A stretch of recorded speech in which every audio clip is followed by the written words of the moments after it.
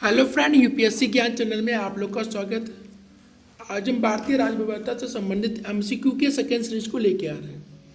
इससे पहले हम इकोनॉमिक्स तथा मॉडर्न इंडिया से संबंधित एमसीक्यू को ला चुके हैं, जो कि हमारे 66वां बीपीएससी तथा दरोगा एग्जाम्स के लिए अति महत्वपूर्ण है। साथ ही साथ अन्य एग्जाम के लिए भी ये उपयोगी है। चलिए एक एक प्रश्न को हल करने का प्रयास करते हैं।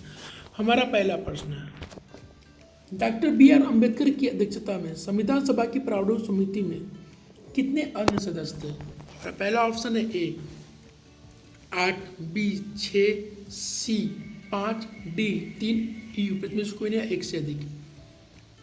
देखिए इसमें पूछ रहा है प्रारूप समिति में अम्बेडकर के अलावा कितने सदस्य थे, तो टोटल 6 सदस्य थे। तो हमारा सही उत्तर है बी। और 6 सदस्य कौन थे आइए जानते हैं, नाम उनका एक एक कर नाम लिखते हैं। ओके फ्रेंड, अन्य सदस्य जो थे 6 सदस्य वो थे एन गोपालस्वामी अयंगर, अल्लादी कृष्णस्वामी अय्यर, के एम मुंशी, मोहम्मद सादुल्ला, बी.एल. मित्र, डी.पी. केतान। ये 7 सदस्य थे टोटल अम्बेडकर की मिला के। ओके, अम्बेडकर के छोड़ के 6 सदस्य।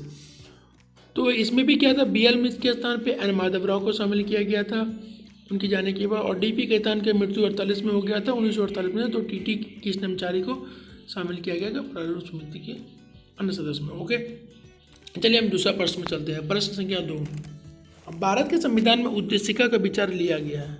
ए इटली के संविधान से, बी कनाडा के संविधान से, सी फ्रांस के संविधान से, डी यूएसए के संविधान से, यू में से कोई नहीं, एक से अधिक। देखिए इसका सही उत्तर है यूएसए के संविधान से। यूएसए के संविधान से उद्देशिका का विचार हम लोग लाए, पर उद्देशिका का जो भाषा था वो हम लोग ऑस्ट्रेलिया से लिए। ओके, चलिए नेक्स्ट प्रश्न में चलते हैं। प्रश्न संख्या 3, भारतीय राजनीतिक व्यवस्था में इनमें से कौन सर्वोच्च है? देखिए हमारा जो पॉलिटिकल सिस्टम है इसमें कौन सर्वोच्च है वो पूछ रहा है। ए सर्वोच्च न्यायालय, बी संसद, सी संविधान, डी धर्म, ई उपज में से कोई नहीं, एक से अधिक। देखिए हमारे जो पॉलिटिकल सिस्टम है उसमें संविधान को, कॉन्स्टिट्यूशन को सर्वोपरि माना जाता है। ओके फ्रेंड, तो हमारा सही उत्तर है सी, क्योंकि संविधान ही राज्य व्यवस्था के स्वरूप और उद्देश्य का निर्धारण करता है। ओके, साथ ही विभिन्न इकाइयों का सृजन का प्रावधान भी इसी में किया गया है। चलिए नेक्स्ट प्रश्न संख्या 4, भारत के संविधान में सम्मिलित समवर्ती सूची किस देश की देन है? ए सोवियत संघ, B Italy, C Canada, D Australia, E उपज में से कोई नहीं, एक से अधिक। देखिए इसका सही उत्तर है समवर्ती सूची किस देश की देन है, तो वो है ऑस्ट्रेलिया। तो सही उत्तर है डी। देखिए समवर्ती सूची किस से संबंध में जो भी कानून बनाया जाए वो केंद्र और राज्य दोनों मिलकर बनाएंगे, लेकिन अगर दोनों के बीच में टकराव होता है कानून में तो केंद्र के द्वारा जो कानून बनाया जाएगा वही मान्य होगा। ओके, और इसे समवर्ती सूची जो है, संघ सूची, राज्य सूची, ये सूची को 7वीं अनुसूची में शामिल किया गया। ओके, चलिए नेक्स्ट प्रश्न में चलते हैं। प्रश्न संख्या 5, वित्त विधेयक के बारे में विशेष उपबंध किस अनुच्छेद के अंतर्गत किया गया है? ए अनुच्छेद 117, बी अनुच्छेद 119, सी अनुच्छेद 121, डी अनुच्छेद 123, ई उपज में से कोई नहीं या एक से अधिक। देखिए इसमें क्या स्पष्ट में है वित्त विधेयक, तो ये अनुच्छेद 117, तो हमारा सही उत्तर है ए। ओके, लेकिन जान लेते हैं 19 में क्या है, 119, 121, 123 में क्या है। 119 में संसद में वित्तीय कार्य संबंधी प्रक्रिया का जिक्र है, तो वही अनुच्छेद 121 में आपका सुप्रीम कोर्ट और हाई कोर्ट जो है, सर्वोच्च न्यायालय, उच्च न्यायालय कि किसी न्यायाधीश द्वारा कर्तव्यों के निर्वहन में किए गए किसी आचरण के संबंध में इसमें चर्चा है। वही अनुच्छेद 123 में आपका राष्ट्रपति का अध्यादेश शक्ति है, जब सदन का सत्र ना चल रहा हो और कानून बनाना जरूरी हो तो राष्ट्रपति इस पे कानून बना सकता है, जिसे बोलते हैं अध्यादेश। ओके, तो ये तीनों नहीं है, ये है डी, ए 117। चलिए नेक्स्ट प्रश्न संख्या 6, निम्नलिखित में से कौन सा सही सुमेलित है? ए अनुच्छेद 39A समान न्याय एवं निःशुल्क विधिक सहायता, बी अनुच्छेद 40 ग्राम पंचायत का संगठन, सी अनुच्छेद 44 समान नागरिक संहिता, डी अनुच्छेद 48 न्यायपालिका का कार्यपालिका से पृथक्करण, ई उपज में से कोई नया एक से अधिक। देखिए 39 अनुच्छेद 39 में समान न्याय एवं निःशुल्क विधिक सहायता, ये सही है। अनुच्छेद 40 ग्राम पंचायत का संगठन, ये भी सही है। अनुच्छेद 44 समान न्यायाधीश संहिता जिसे बोलते हैं यूनिफॉर्म सिविल कोड, ये भी सही है। बट अनुच्छेद 48 में न्यायपालिका का कार्यपालिका से पृथक्करण का जिक्र नहीं है। अनुच्छेद 48 में जो 148 में जो जिक्र है वो आपका है कृषि एवं पशुपालन का संगठन, वहीं ये न्यायपालिका का कार्यपालिका से पृथक्करण हमारे अनुच्छेद 50 में जिक्र किया गया। ओके फ्रेंड, तो इसमें 3 सही है, इसलिए एक से अधिक सही है। इट मीन्स ऑप्शन ई सही है। ओके, इसका सही ऑप्शन ई। चलिए चलते हैं नेक्स्ट प्रश्न पे। प्रश्न संख्या 7, भारतीय संविधान की निम्न दी गई अनुसूचियों में से कौन सी एक राज्य के नामों की सूची तथा उनके राज्य क्षेत्रों का ब्यौरा देती है? ए पहली, बी दूसरी अनुसूची, सी तीसरी, डी चौथी, ई उपज में से कोई ना एक से अधिक। देखिए पहली अनुसूची जो हमारा है उसी में चर्चा है राज्य का नाम और राज्य क्षेत्र का ब्यौरा। तो दूसरी तीसरी चौथी में क्या? दूसरे में संवैधानिक पदाधिकारियों के वेतन, तीसरे में शपथ ग्रहण, चौथे में राज्यसभा में स्थानों का आवंटन। ओके, चलिए नेक्स्ट प्रश्न में चलते हैं। प्रश्न संख्या 8, राज्य भूमि सुधार अधिनियमों को संवैधानिक सुरक्षा प्रदान करने हेतु सम्मिलित किया गया है। ए 7वीं अनुसूची, बी 9वीं अनुसूची, सी 8वीं अनुसूची, डी 10वीं अनुसूची, ई उपज में से कोई नहीं या एक से अधिक।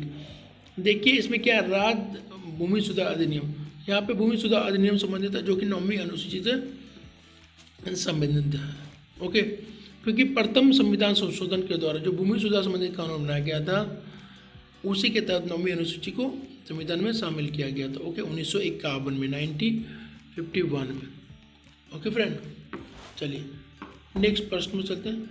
प्रश्न संख्या 9, भारत के संविधान के अंतर्गत आर्थिक योजना का विषय है।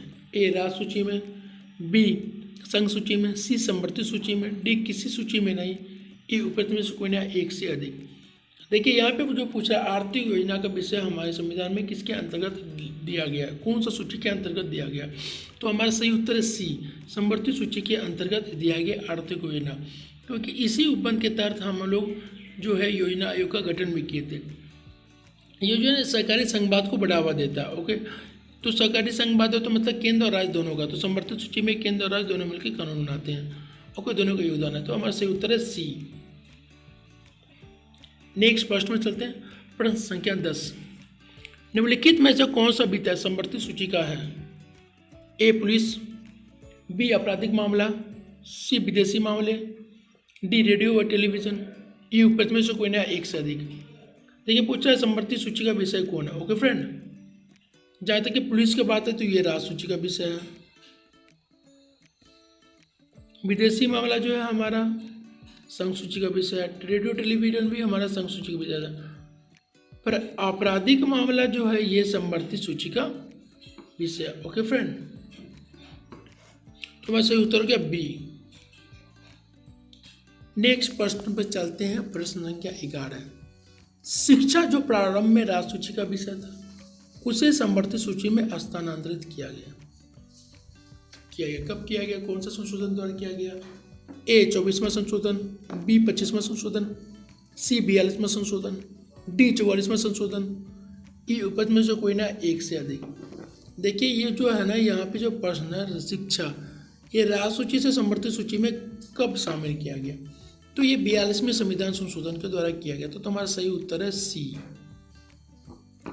ये भारतीय संविधान में संघीय ढांचा को मजबूती प्रदान करने के लिए ऐसा किया गया था ताकि केंद्र और राज्य दोनों ही शिक्षा संबंधित कानून बना सकें। ओके, इसमें क्या होगा, इस अगर समवर्ती सूची में शामिल कर दिया तो राज्य का भी महत्व बढ़ गया केंद्र के साथ साथ। ओके, दोनों को शिक्षा से रिलेटेड उसके डेवलपमेंट में, उसके प्रोग्रेस में योगदान देने का एक, साथ ही साथ हमारे सहकारी संघवाद जो कोऑपरेटिव फेडरलिज्म को भी बढ़ावा मिलेगा। ओके, इसके ध्यान में रख के ये संशोधन किया गया था, मीन्स ये प्रावधान इस संशोधन में किया गया था। ओके, चलिए नेक्स्ट प्रश्न में चलते हैं। प्रश्न संख्या 12, संविधान में हमारे राष्ट्र का उल्लेख किन नामों से किया गया? ए भारत अर्थात इंडिया, बी केवल भारत, सी हिंदुस्तान अर्थात इंडिया, डी भारत अर्थात इंडिया, डी क्या है? भारत, हिंदुस्तान तथा इंडिया। ओके, ई उपज में से कोई ना एक से अधिक। देखिए संविधान में हमारे राष्ट्र का उल्लेख दो नामों से किया गया, भारत अर्थात इंडिया के रूप में किया गया, जो कि अनुच्छेद 1 में किया गया उल्लेख, भारत अर्थात इंडिया, जो कि राज्यों का संघ होगा। India that is Bharat shall be an union of state. Okay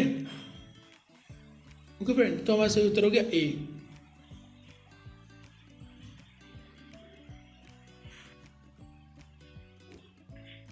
next प्रश्न चलते हैं, प्रश्न संख्या 13, भारतीय संविधान की प्रस्तावना में धर्मनिरपेक्ष व समाजवादी शब्द जोड़े गए हैं।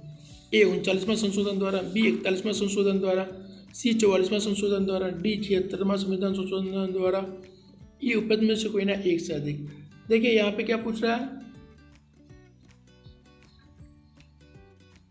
धर्मनिरपेक्ष और समाजवाद किस संविधान संशोधन के द्वारा शामिल किया गया? तो ये 42वां संविधान संशोधन के द्वारा 1976 में समाजवादी, पंथ निरपेक्ष व अखंडता शब्द जोड़ा गया था।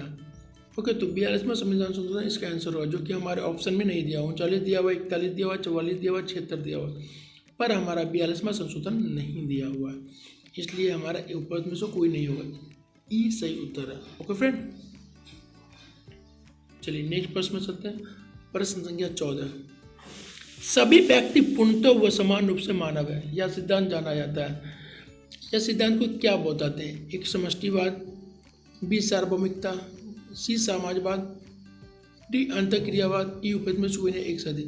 देखिए सार्वभौमिकता के तहत ये रखा जाता है, इसमें क्या, इस सिद्धांत के अनुसार क्या, सभी व्यक्तियों को उनके मानव अधिकार समान रूप से बिना किसी भेदभाव के उपलब्ध होने चाहिए, ऐसा यह सिद्धांत कहता है। तो वही ये कथन है आपका कि उस समान सभी व्यक्ति पूर्णतः व समान रूप से मानव है, मतलब एक समान है। ओके, चलिए नेक्स्ट प्रश्न में चलते हैं, जो कि नेक्स्ट प्रश्न भी और लास्ट भी आखिरी प्रश्न हमारा है, निम्नलिखित में से कौन सी भारतीय संविधान की विशेषता नहीं है? ए संसदात्मक सरकार, बी स्वतंत्र न्यायपालिका, सी संघात्मक सरकार, डी अध्यक्षात्मक सरकार, ई उपरोक्त में से कोई नहीं या एक से अधिक। देखिए हम इसमें क्या पूछता, नहीं, कौन सा विशेषता नहीं है? तो संसदात्मक सरकार तो है ही हम लोग में, पार्लियामेंट्री सिस्टम है ही, स्वतंत्र न्यायपालिका भी, इंडिपेंडेंट हम लोग का जुडिशियल भी है, संघात्मक सरकार भी, फेडरल गवर्नमेंट भी है हमारा, ये तीनों हमारे संविधान का विशेषता है। ओके, भारतीय संविधान का।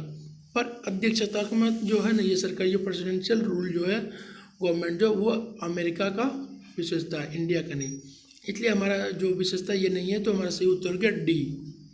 ओके, क्योंकि यहाँ पे पूछ रहा कौन नहीं है। ओके, चलिए हमारा आज का सीरीज समाप्त होता है। देखिए इसके अलावा हमारे चैनल पे आपको इंडियन इकोनॉमी बेसिक्स तथा रिवीजन डिटेल में भी पढ़ाया जा रहा है। Indian polity basic revision, history revision program, history optional, daily current affair, daily MCQ program. ये जो डेली एमसीक्यू प्रोग्राम चल रहा है, ये बीपीएससी तथा यूपीएससी दोनों का अलग अलग चलाया जा रहा है। ओके, हमारे चैनल पे जाके आप अन्य वीडियो को भी देख सकते हैं। तथा हमारे से जुड़े रहने के लिए, अपडेट पाने के लिए हमारे चैनल को सब्सक्राइब करें और ज़्यादा से ज़्यादा शेयर करें। Okay, thank you friend, have a nice day.